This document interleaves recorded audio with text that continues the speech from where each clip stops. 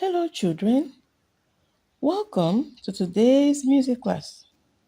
In today's class, our topic is key signature. Our topic is key signature. A key signature is a group of sharp or flat symbols placed immediately after the clef to indicate the key of any given piece or composition. C major has no sharp, no flat. G major has one sharp, that is F sharp.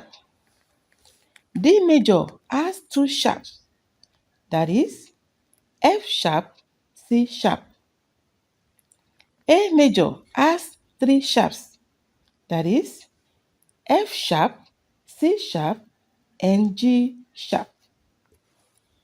F major has one flat, that is B flat.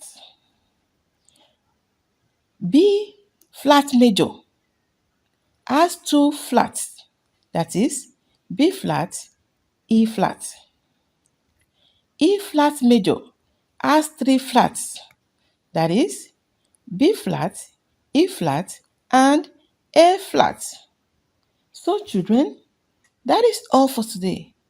Hope you enjoyed the class. See you in the next class. Please subscribe to this channel, like, and turn on the notification button for more videos like this.